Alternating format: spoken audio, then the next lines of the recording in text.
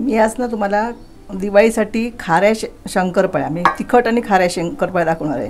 तर त्यासाठी मी हे मैदा चाळून घेतला, सगळा मैदा मी 1 किलो मैदा आणलेला तो चाळून घेतला आहे आणि हे 3 पेले भरून मी काय घेतले, हे पीठ घेतले 3 पेले।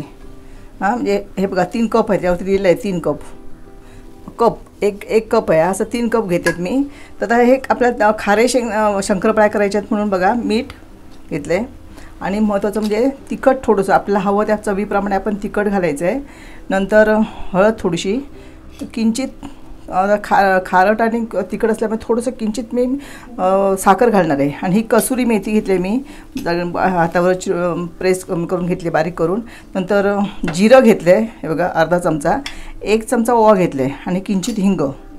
तर आता इथे बघा पहिल्यांदा काय ते तर ह्या कढईमध्ये मी तळायची आहे, म्हणजे डबल भांडी करायला नको म्हणून तळायचं आहे ना ह्या कढईमध्ये।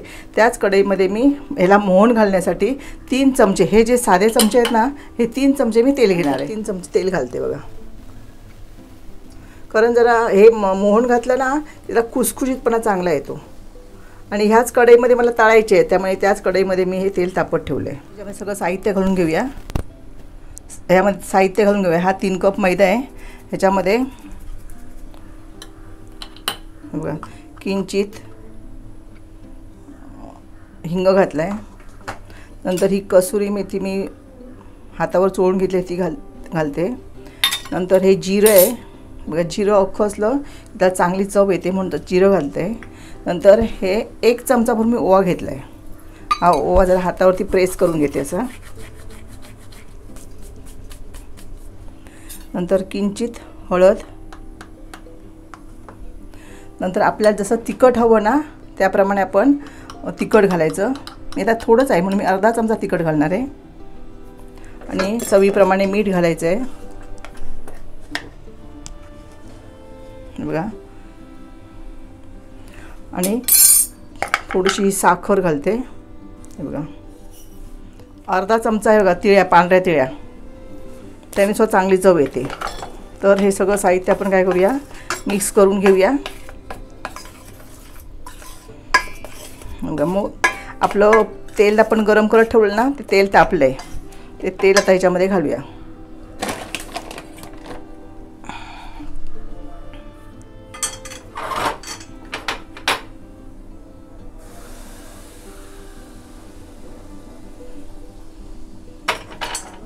आपण अशा काही पदार्थ करतो भांडी भरपूर करतात, मग त्याच्यासाठी डोकं लावून आपण भांडी कमी करण्यासाठी एक प्रयोग करायचा। तर हे सगळं लावून घेते आणि नंतर थंड पाण्यातच मी काय ना भिजवणार आहे पीठ। आणि पीठ भिजवलं ना की नंतर तुम्हाला दाखवते हे बघा। थोडं एकदम पाणी घालायचं नाही, कारण पातळ झालं ना तर ते बरोबर होणार नाही, म्हणून थोडं पाणी घालून आधी त्या सगळ्यांना तेल लावून घेते।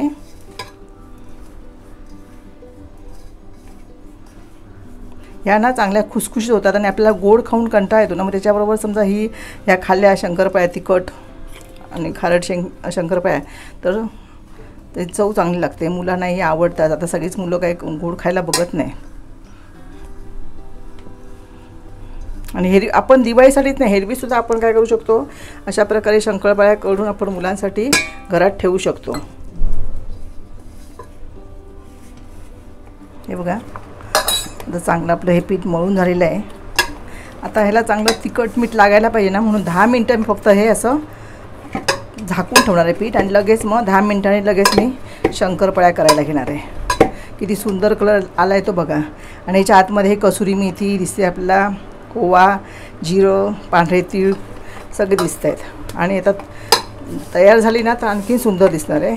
तर आता मी 10 मिनटासाठी हे पीठ झाकून ठेवून देते बघा। 10 मिनटं झाली आहे बघा।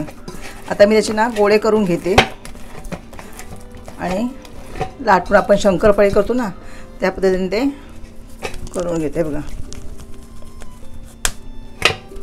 4 करून घेते, जास्त मोठे पण नाही।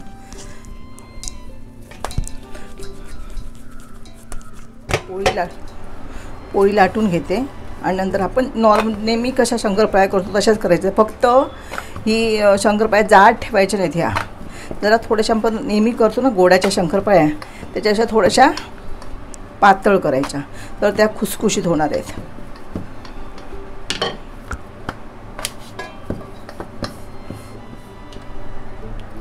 आपल्याला हवेत ना लहान मोठे त्या पद्धतीने आपण शंकरपाळ्या करून घ्यायच्या. एकदम सोपं आहे.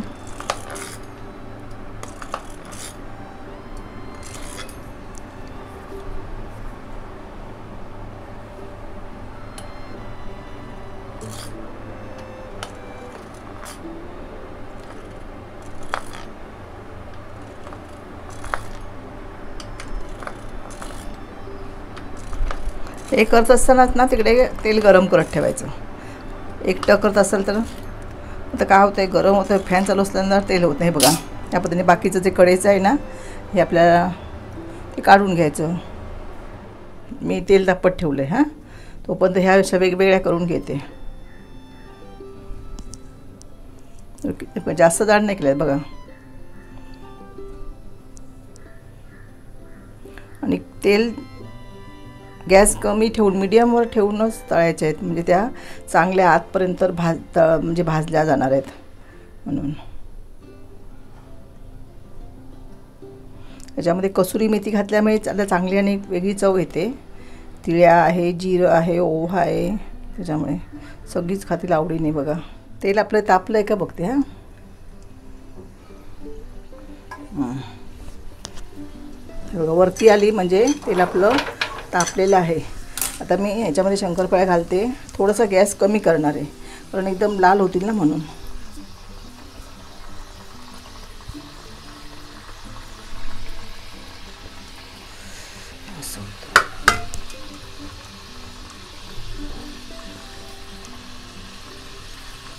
बघा मी गॅस कमी केला आहे. हे बघा कशा फुगल्या. हे बघा शंकरपाळ्या फुगायला पण सुरुवात झाली. हळूहळू अलगद हे असं ढवळत राहायचं म्हणजे दोन्ही बाजूने त्या भाजतील चांगल्या. मीडियम गॅसवर सावकाश तळून घ्यायचं कारण आतमध्ये चांगल्या भाजायला हव्यात म्हणून. बघा हे बघा फुगली आहे. आपल्याला लाल करायचे नाहीत. हे बघा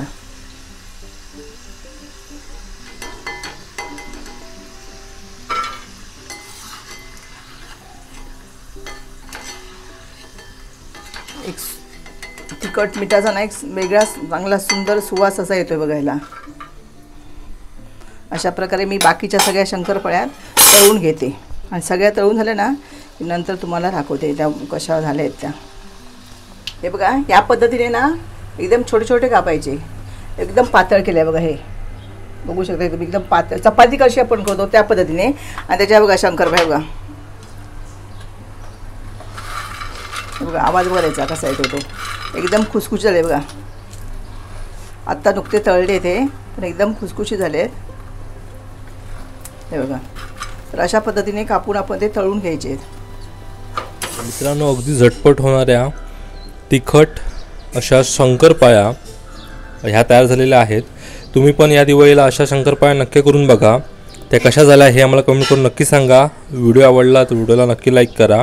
तसेच चॅनलवरील इतरही विविध जे फराळाचे व्हिडिओ आहेत तेही नक्की पहा. धन्यवाद.